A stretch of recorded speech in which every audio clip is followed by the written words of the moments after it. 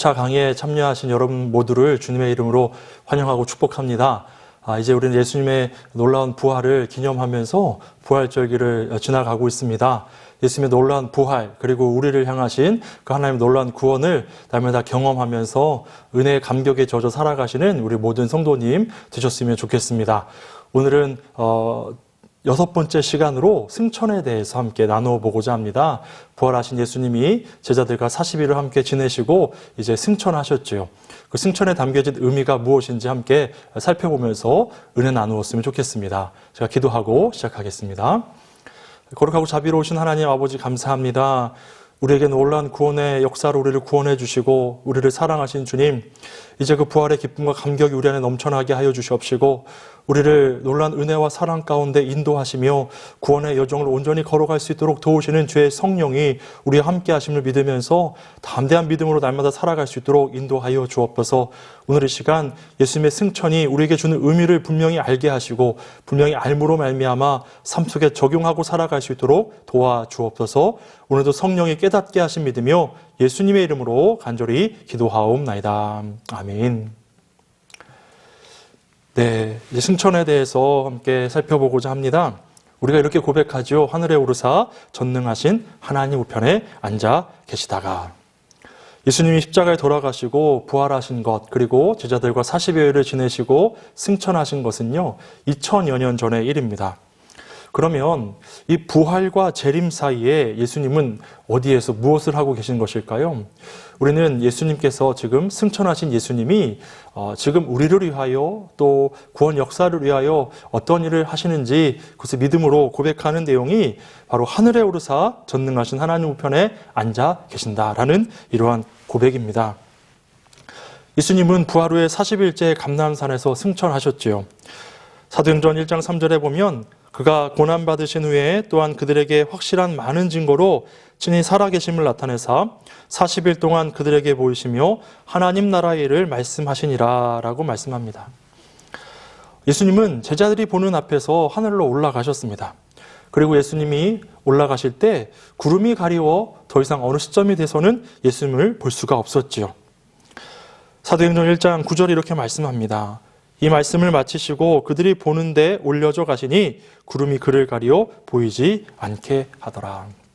여기서 말하는 구름은요, 우리가 하늘을 바라보며 볼 수 있는 그러한 구름이 아니라 이 구름은 하나님의 거룩한 영광과 임재를 상징하는 그러한 구름을 말합니다. 출애굽기에 보면 하나님께서 시내산에서 백성들을 만나실 때 구름 가운데 임재하셨고요. 또 이스라엘 백성들을 광야길을 인도하실 때도 구름으로 그들과 함께 하시며 구름 기둥으로 그들을 낮에는 이끄시고 밤에는 불 기둥으로 그들을 이끄시며 그들 가운데 임재하셨습니다. 이 구름은 하나님의 임재를 상징하지요. 그리고 하나님의 영광이 드러날 순간, 구름이 임한 순간에 하나님의 영광이 임한 것을 우리는 성경을 통해 많이 살펴볼 수가 있습니다. 예수님이 이렇게 하나님의 임재와 영광 가운데 하늘로 올라가셨습니다. 예수님이 그 영광 가운데 올라가셔서 하늘에서 계신다고 말씀하는데요. 그리고 이 예수님이 올라가신 하늘은 어떤 대기권이나 우주를 말하는 것이 아닙니다.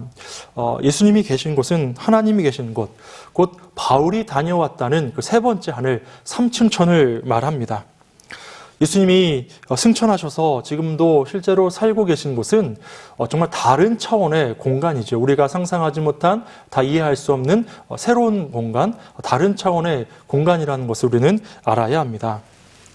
그러면 하나님 보좌 우편에 계신 예수님은 어떠한 일을 하실까요? 성경에는 이미 예수님이 하늘에 오르셔서 하나님 보좌 우편에 계실 것이라는 말씀들이 나와 있는데요. 시편 110편 1절에 이렇게 말씀하지요. 여호와께서 내 주에게 말씀하시기를 내가 내 원수들로 내 발판이 되게 하기까지 너는 내 오른쪽에 앉아 있으라. 최후 심판이 있기까지 너는 내 오른쪽에 앉아 있으라 라고 여호와께서 말씀하셨습니다. 그리고 마태복음 26장 64절에 보면 이후에 인자가 권능의 우편에 앉아 있는 것과 하늘 구름을 타고 오는 것을 너희가 보리라 라고 재림에 대해서 말씀하셨습니다. 재림 이전에 하나님 보좌 우편에 앉아 계실 것이라고 말씀하셨지요. 이렇게 예수님의 승천은 이미 예언된 말씀이고 예수님께서 하셨던 그런 말씀이셨습니다. 그러면 하늘에 오르셨다, 우편에 앉아 계신다라는 말 가운데 이 하나님 우편이 가리키는 것은 무엇일까요? 그 오른쪽이라는 장소의 개념이 아니라 하나님의 통치를 상징합니다. 하나님께 권한을 받아서 이제 이 세상과 교회를 다스리시는 것이죠. 영어 사도신경에 나오는 고백들을 보면 다 과거와 미래에 대한 그런 고백인데요. 유일하게 앉아 계신다라는 이 표현만 현재형을 사용합니다. 히브리서 10장 11절에 보면 제사장마다 매일 서서 섬기며라고 또한 말씀하고 있는데요. 구약의 제사를 보면 제사장들은 성소에 제사를 섬길 때 앉질 못했습니다. 성소에는 의자가 없었습니다. 서서 제사를 드리고 또 거기서 식사를 하고 모든 것을 서서 행하였습니다. 그런데 대제사장이신 예수님이 보좌에 앉아 계신다는 것은요, 이제 구약의 희생제사가 완전히 끝났음을 우리에게 알려줍니다. 이제 구약의 제사를 드리지 않아도 예수 그리스도를 믿음으로 죄를 사함받고 하나님과의 관계가 열려지게 된 것이죠. 이제 우리는 더 이상 동물의 희생제사를 드리지 않아도 됩니다. 예수 그리스도를 믿으면, 나의 죄를 구속하신 예수 그리스도를 믿기만 하면 우리는 구원받게 되고요, 하나님과의 관계가 열려지게 되는 것입니다. 그러면 예수님께서 보좌에서 하시는 일은 또 무엇일까요? 방금 말씀드린 대로 세상과 교회를 다스리신다. 하나님 우편에 계신다는 것은 통치에 대한 개념을 우리에게 알려주시는 것인데요. 그럼 예수님이 그 보좌에서 하시는 일은 무엇일까요? 예수님은 보좌에 앉으셔서 세상과 교회를 다스리십니다. 예수님이 아버지 하나님 보좌 우편에 좌정하실 때 아버지 하나님께서 그리스도에게 하늘과 땅의 모든 통치권을 넘겨주시는 장면이 다니엘서 7장 9절에서 14절에 나옵니다. 제가 말씀을 같이 읽어드리겠습니다. 내가 보니 왕자가 놓이고 옛적부터 항상 계시니가 좌정하셨는데 그의 옷은 희귀가 눈 같고 그의 머리털은 깨끗한 양의 털 같고 그의 보좌는 불꽃이요 그의 바퀴는 타오르는 불이며 불이 강처럼 흘러 그의 앞에서 나오며 그를 섬기는 자는 천천히요 그 앞에서 모셔 선 자는 만만이며 심판을 베푸는데 책들이 펴 놓였더라. 그때 내가 작은 뿔이 말하는 큰 목소리로 말미암아 주목하여 보는 사이에 짐승이 죽임을 당하고 그의 시체가 상한 바 되어 타오르는 불에 던져졌으며 그 남은 짐승들은 그의 권세를 빼앗겼으나 그 생명은 보존되어 정한 시기가 이르기를 기다리게 되었더라. 내가 또 밤 환상 중에 보니 인자 같은 이가 하늘 구름을 타고 와서 옛적부터 항상 계신 이에게 나아가 그 앞으로 인도되매 그에게 권세와 영광과 나라를 주고 모든 백성과 나라들과 다른 언어를 말하는 모든 자들이 그를 섬기게 하였으니 그의 권세는 소멸되지 아니하는 영원한 권세요 그의 나라는 멸망하지 아니할 것이라 라고 말씀하고 있습니다. 다니엘 7장에 나오는 이 부분은요, 하늘과 땅의 모든 권세, 교회와 세상에 대한 통치권을 주시는 장면입니다. 여기서 항상 옛적부터 보좌에 앉으신 분은 하나님을 가리키고요, 또 구름 타고 오신 이는 예수님을 가리킵니다. 다니엘을 통하여 예수 그리스도의 구원 사역 이후에 있어질 일, 예수 그리스도가 구원 사역을 마치고 하늘나라에 올라가셔서 하나님 보좌 우편에서 하게 될 일, 그것에 대해서 분명히 예언하고 있는 그러한 말씀이죠. 그러면 이 하늘 보좌 우편에서 세상과 교회를 다스리시는 예수님은 어떠한 방식으로 교회와 세상을 다스리실까요? 루이스 벌코프라는 신학자는 예수님의 통치에 대해서 이렇게 말합니다. 주님은 세상은 권능으로 다스리시고 교회는 은혜로 다스리신다라고 말씀합니다. 보좌에서 한 발은 세상에 두시고 권능으로 다스리시고 또 한 발은 교회에 두셔서 교회는 은혜로 다스리신다는 겁니다. 세상과 교회를 다스리시는 방법이 좀 다르죠. 그러므로 교회는 모든 것이 또한 은혜로 하나님의 온전한 뜻대로 이루어져야 합니다. 교회에서 세상의 방식이나 가치관을 획일적으로 적용해서는 안 되죠. 교회는 처음부터 끝까지 은혜가 지배되는 곳이어야 합니다. 은혜를 알고 은혜를 사모하고 은혜를 온전히 깨닫고 은혜대로 살아가는 겸손한 사람이 섬기는 것이 바로 교회가 되어야 합니다. 왜냐하면 하나님 나라의 최고의 법은 은혜이기 때문입니다. 하나님이 은혜로 우리를 구원하셨습니다. 그 놀라운 대속의 은혜로 예수 그리스도께서 십자가 달려 죽으심으로 우리를 구원하셨고, 그 놀라운 은혜로 성령을 우리에게 보내셔서 우리를 온전한 구원을 이루도록 도와주시는 겁니다. 대제사장으로서 취임하신 것입니다. 히브리서는 이렇게 말합니다. 이제 하는 말의 중요한 것은 대제사장이 우리에게 있는 것이라 그가 하늘에서 위엄의 우편에 앉으셨으니 라고 말씀합니다. 예수님이 대제사장으로서 단번에 완벽하고 충분한 제사를 드렸기에 우리는 더 이상 제사를 드릴 필요가 없습니다. 방금 말씀드렸던 것처럼 이제 대제사장들이 다시 희생제사를 드리며 동물의 제사를 드리며 나아가지 않아도 된 것이지요. 예수님이 대제사장으로 현재 하나님 보좌 우편에 앉아서 하시는 일은 우리를 위한 중보 기도입니다. 히브리서 7장 25절에 보면 그러므로 자기를 힘입어 하나님께 나아가는 자들을 온전히 구원하실 수 있으니 이는 그가 항상 살아계셔서 그들을 위하여 간구하심이니라 라고 말씀하고 있는 것을 보게 됩니다. 구약의 대제사장이 대속죄일에 지성소에 나아갈 때 그는 에봇을 입고 에봇 위에 흉패를 붙이고 올라갔습니다. 흉패에는 12개의 보석들이 박혀져 있었는데요. 거기에는 이스라엘 지파의 이름이 다 새겨져 있었습니다. 다시 말하면 대제사장이 이스라엘을 대표하여 이 민족을 대표하여 하나님께 나아갈 때 온 민족과 함께 그 대표자로서 하나님 앞에 나아간 것을 말합니다. 예수님도 우리의 대제사장으로서 하나님 앞에 계실 때 자신의 백성의 모든 이름을 가슴에 새기고 계시죠. 우리의 대표자로서 하나님께 나아가서 우리의 기도를, 우리가 드려야 될 간구를 하나님 앞에 중보함으로 대신 드리고 계신 것입니다. 또 성경은 주님이 기도하시는 내용을 이렇게 밝히고 있습니다. 로마서 8장 33절 34절에 보면 누가 능히 하나님께서 택하신 자들을 고발하리요 의롭다 하신 이는 하나님 한 분이시니 누가 정죄하리요 죽으실 뿐 아니라 다시 살아나신 이는 그리스도 예수시니 그는 하나님 우편에 계신 자요 우리를 위하여 간구하시는 자신이라 라고 말씀합니다. 주님은 그 누구도 믿는 자들을 고발하거나 정죄할 수 없도록 우리의 구원이 온전하도록 우리를 위해 기도하십니다. 그리고 우리가 여전히 끊지 못한 죄로 인하여 이미 주님이 주신 구원을 잃지 않도록 우리가 이 믿음의 여정을 온전히 걸어갈 수 있도록 우리를 위하여 간구하십니다. 그 누구 하나 기도해 주는 사람 없을지라도 예수님은 우리의 구원을 위하여 우리가 온전히 그 구원을 이루어갈 수 있도록 우리를 위하여 기도해 주시는 것이죠. 누군가 너를 위하여라는 그런 찬송이 있습니다. 누군가 너를 위하여 누군가 기도하네.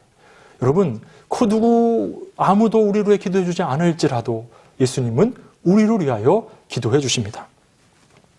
그러면 예수님은 어느 정도로 기도하실까요? 어떠한 강도로 우리를 위하여 기도하실까요? 예수님은 십자가 고난 당하시기 전에 겟세마네 동산에서 땀방울이 핏방울이 되도록 기도하셨습니다. 그렇게 간절함을 갖고 기도하셨듯이 우리를 위하여 기도하실 때도 그러한 간절함과 애달픔을 가지고 우리를 위하여 기도하십니다. 웨스트민스터 대요리 문답 55번에 보면 예수님이 기도하시는 모습에 대해서 신앙 고백하는 내용이 나오는데요. 그리스도께서는 어떻게 간구하십니까? 라는 물음에 이렇게 답합니다. 그리스도께서는 다음과 같이 간구하십니다. 땅에서 행하신 자기의 순종과 희생의 공로로 하늘에 계신 성부 하나님 앞에서 계속해서 우리의 본성으로 나타나시며 그 공로가 모든 신자들에게 적용되도록 자기의 뜻을 선포하십니다.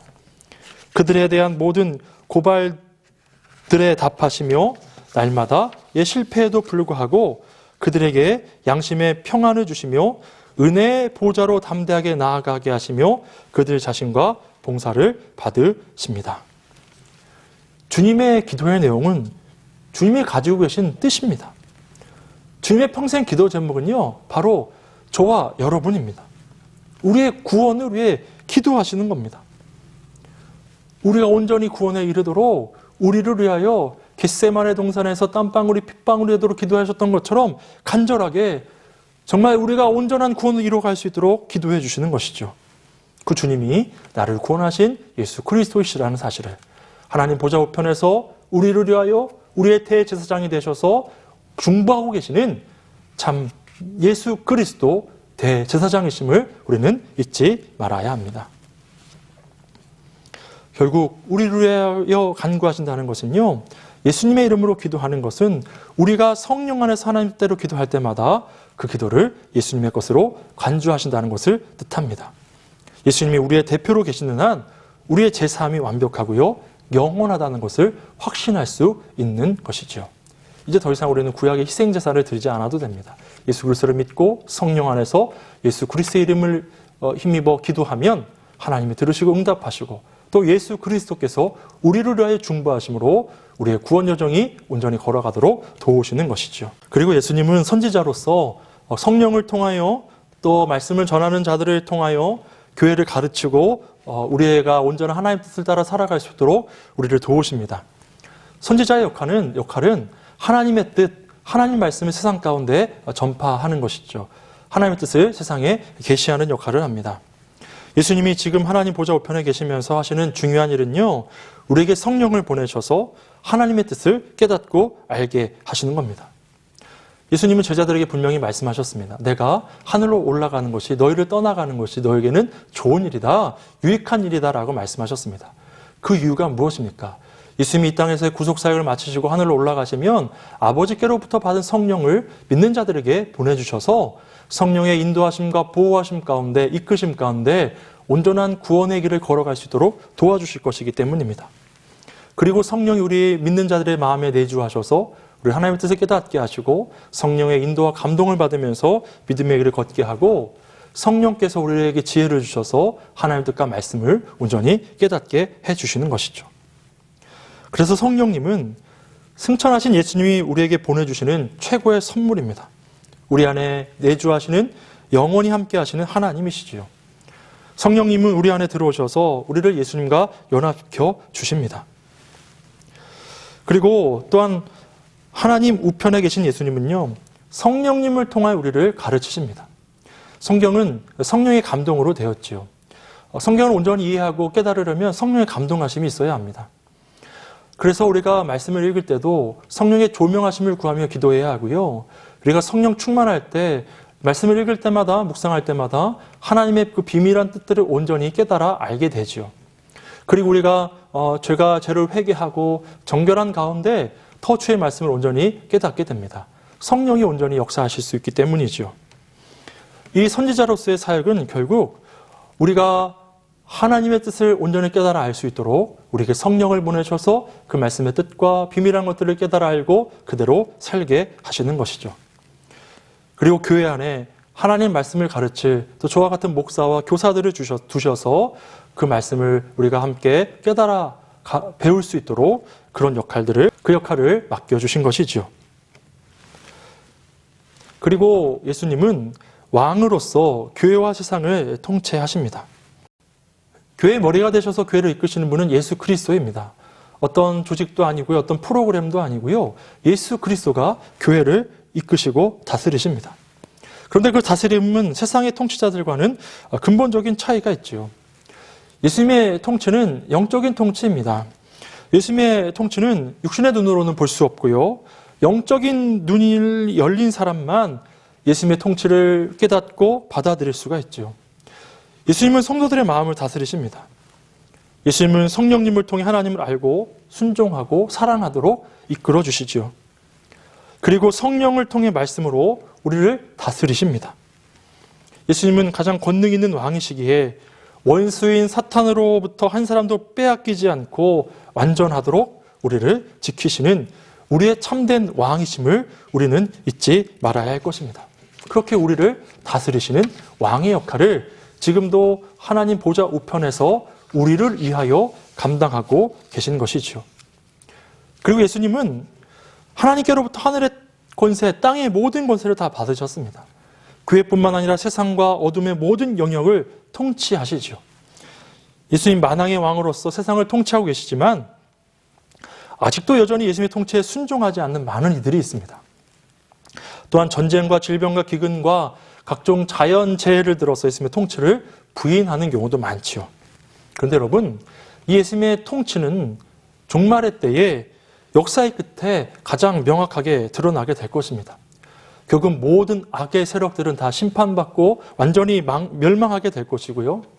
만왕의 왕 예수 그리스도가 이 땅에 오실 때 하나님께 반역하고 있는 세상의 모든 원수들은 최종적으로 심판받고 그들을 정복하고 하나님의 나라가 이 땅 가운데 온전히 이루어지게 될 것이고, 믿는 자들은 그 하나님의 통치에, 예수 그리스도의 통치에 함께 참여하게 될 것입니다. 우리가 그 내용을 다음 주에 배우게 될 텐데요. 예수님은 왕으로서 통치하고 있는 이 목적이 그때에, 재림의 때에 온전히 확인될 것이고 완전하게 이루어지게 될 것입니다. 분명한 것은요, 예수님의 이 모든 세상에 대한 통치는 결국 교회에 유익이 되는 것입니다. 때로 우리가 이해할 수 없는 많은 일들이 있죠. 정말 왜 저런 일을 하나님께서 방관하고 계실까 생각되어지는 일들도 참 많습니다. 그런데 하나님은 그 모든 역사의 상황들을 다 사용하셔서, 그 모든 것을 사용하셔서 놀라운 구원의 대의, 하나님 나라 도래의 대의를 분명히 이루실 것을 우리는 믿어야 합니다. 그 확신을 가지고 온전히 예수 그리스도를 따라 살아가야만 하는 것이죠. 이러한 주님의 다스리심, 주님의 주권, 주님의 통치를 믿는 자들은 세상의 고난과 핍박과 유혹 속에도 흔들리지 않고 평안과 소망을 얻을 수 있는 것입니다. 예수님이 다스리시고 지금도 다스리시고 또 다시 오셔서 완전하게 하나님의 통치하심 가운데, 예수 그리스도의 다스리심 가운데 새 하늘과 새 땅을 이곳에 이루실 것이기 때문입니다.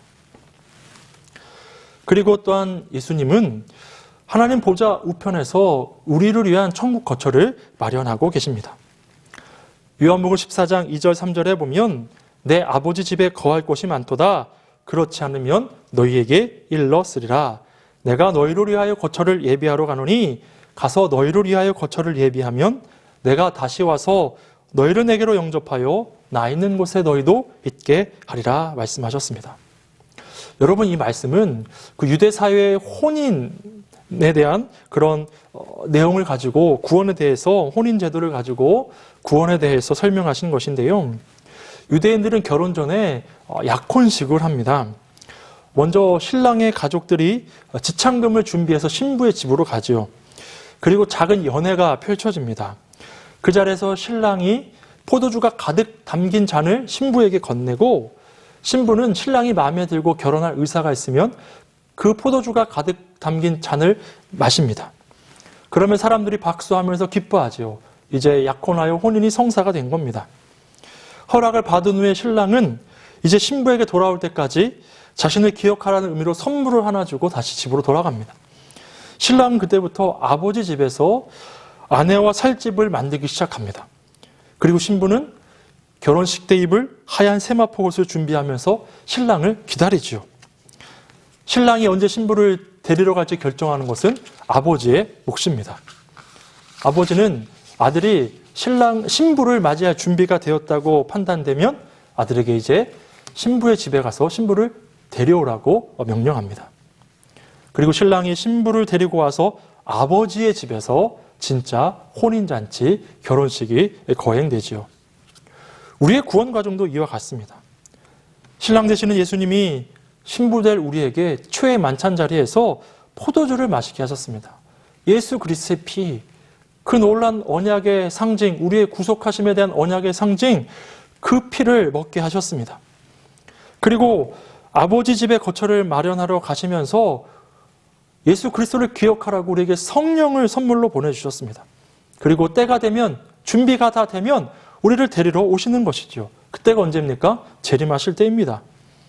그리고 예수님이 우리에게 주신 지창금은 바로 주님의 목숨입니다. 생명값, 자신의 목숨값을 치르시고 우리의 죄를 다 사해 주셨지요. 주님은 정한 때가 되면 우리를 데리러 오실 것입니다. 하나님 아버지의 집이 다 마련되면, 종말의 때가 되면 우리를 다시 부르러 오셔서 우리와 새하늘과 새 땅에서 아름다운 혼인잔치를 이루며 놀라운 구원의 역사를 완전히 이루실 겁니다.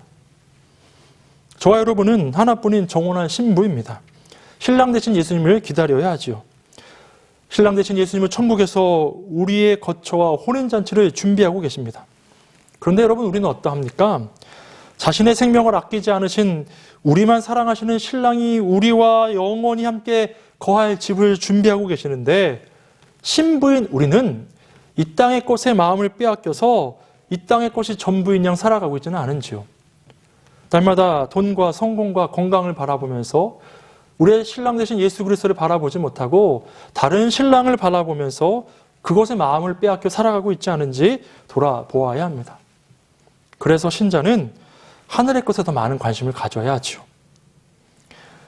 그래서 땅에 있는 우리의 육체의 죄악들과 싸우면서 점점 더 거룩한 삶을 살도록 노력해야 합니다. 사도 바울은 이렇게 우리에게 권면하지요. 골로새서 3장 1절에서 5절에 보면 이렇게 말씀합니다.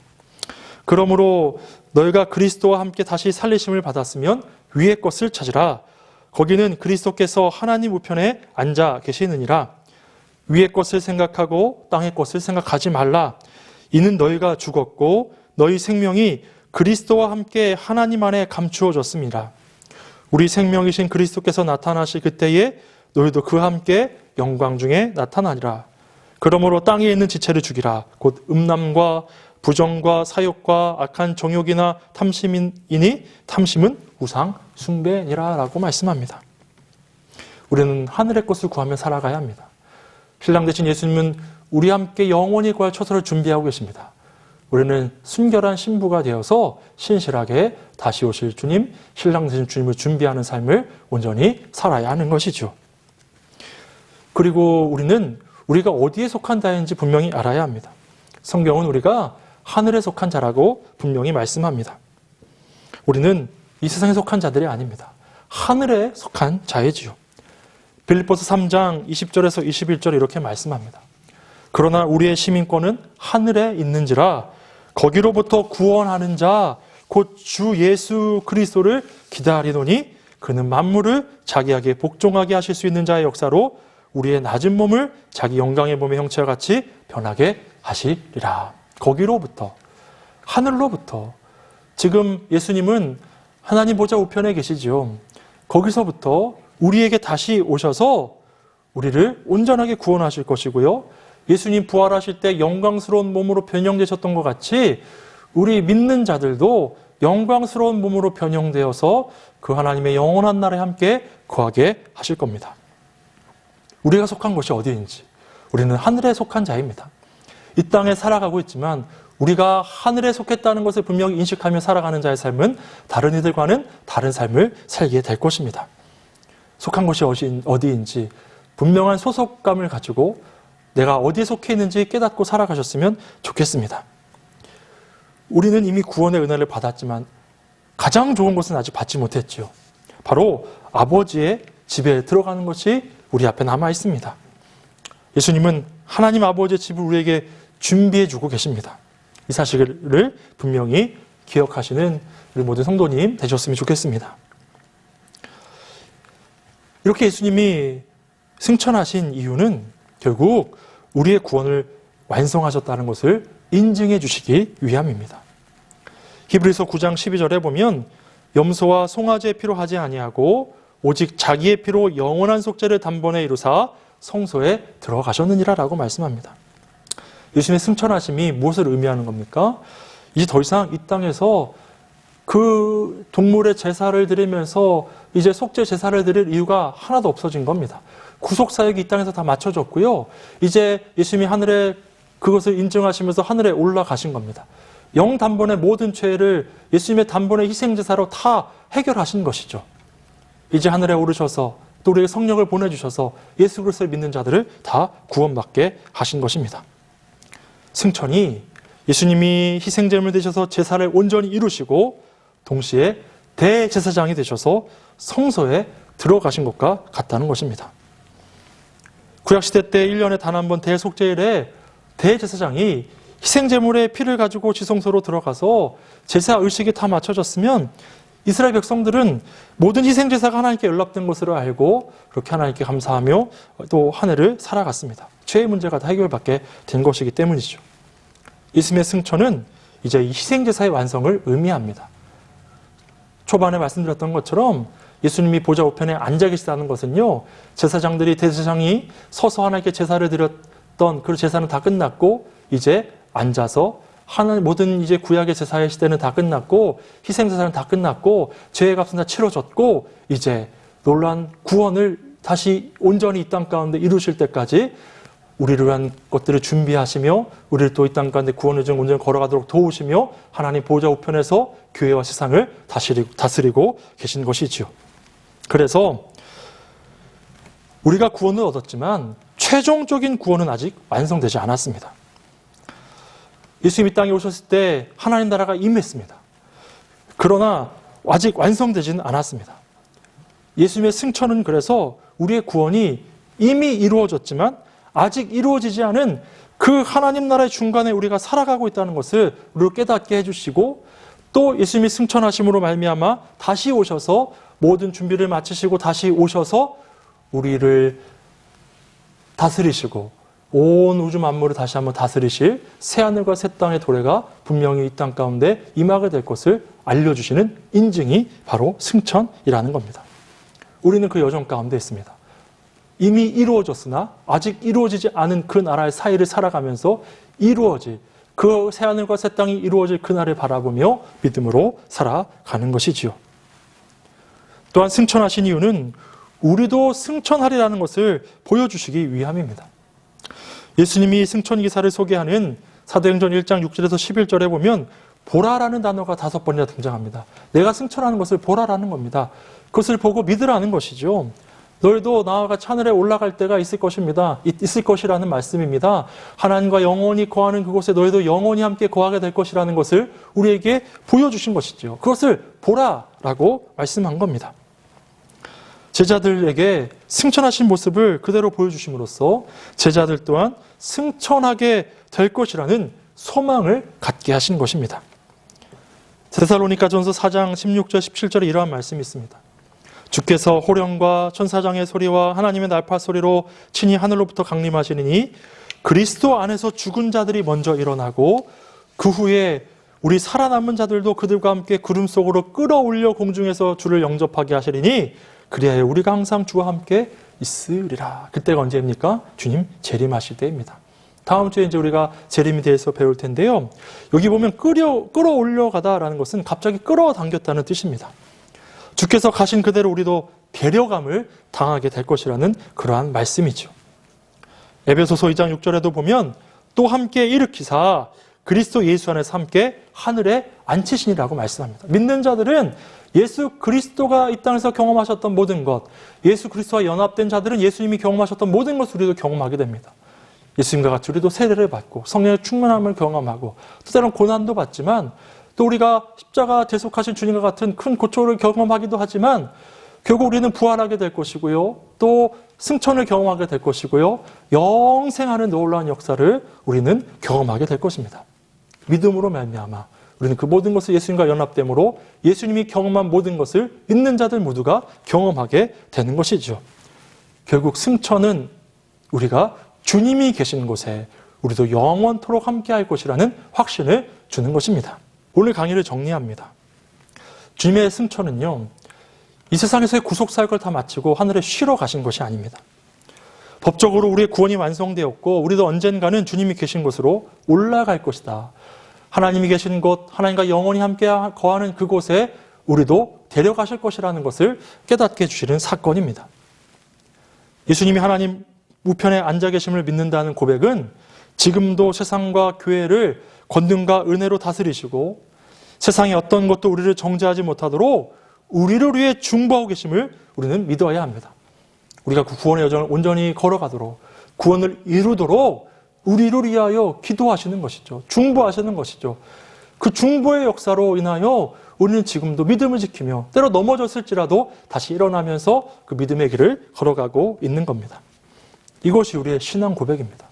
승천하신 예수 그리스도가 우리의 대제사장이 되시고 선지자가 되셔서 성령을 통하여 우리로 주의 뜻을 깨닫게 하시고 또 왕이 되셔서 우리를 다스리고 보호하시며 세상에 악과 싸워 이기게 하시는 놀라운 역사가 있다는 겁니다. 그리고 결국 우리가 거할 영원한 초소를 마련하시고 준비가 다 되시면 다시 오셔서 우리와 함께 영원토록 거하실 겁니다. 우리는 이 믿음을 우리의 신앙으로 우리의 밉술로 고백하며 시인하고 있는 것이죠. 그러므로 날마다 은혜의 보좌 앞에 담대히 나아가시기 바랍니다. 예수 그리스도의 이름으로 기도하는 모든 것은 예수님의 기도로 하나님께서 간주하셔서 하나님께서 우리를 위하여 행하시고자 하는 놀라운 뜻 가운데 그 모든 것들을 아름답게 이루어 주십니다. 그리고 천국을 소망함으로 이 땅의 어려움 가운데도 감사하고 자족하면서 살아갈 수 있는 그런 은혜가 있었으면 좋겠습니다. 그리고 성령이 우리를 도우십니다. 언제나 함께 하십니다. 그 성령이 우리를 도우시는 것, 우리와 함께 하시며 우리의 삶을 이끌어 주신다는 것을 날마다 깨달으면서 담대하게 믿음의 길을 걸어가야 합니다. 그리고 성령의 권능으로 아직 예수 그리스도를 알지 못하는 자들에게 예수 그리스도를 전파하고 그들도 예수 그리스도를 믿고 영접하고 성령의 임재 가운데 성령의 인도를 받으며 온전한 구원을 이루며 살아갈 수 있도록 우리가 인도해야 합니다. 마지막으로 우리는 우리를 사랑하시고 우리밖에 모르시는 신랑 되신 예수 그리스도를 기다리는 순결한 신부가 되어야 함을 잊지 말아야 합니다. 언제 다시 오실지 모릅니다. 하나님 아버지께서 가라 하시면 예수님 이 땅에 오셔서 신부된 우리를 다시 불러들이실 겁니다. 우리에게 찾아오셔서 혼인잔치를 열어주실 것입니다. 우리는 그날을 기대하면서 순결함을 지키며 살아가야 하는 것이죠. 위의 것을 구하고 하나님께 속한 것들을 날마다 누리면서 감사하며 살아가야만 하는 겁니다.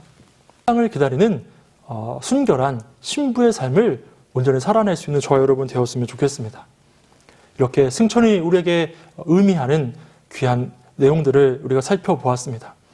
승천이 내 삶에 적용되어서 대제사장 되시고 선지자 되시고 왕 되신 주님, 우리에게 하늘 거처를 예비하신 주님이심을 분명히 깨달으면서 믿음의 길을 온전히 담대함으로 걸어가고 이러한 믿음을, 이러한 신앙 고백을 우리 삶 속에 적용함으로 날마다 감사하고 자족하며 살아갈 수 있는 온전한 믿음으로 살아갈 수 있는 저와 여러분 되었으면 좋겠습니다.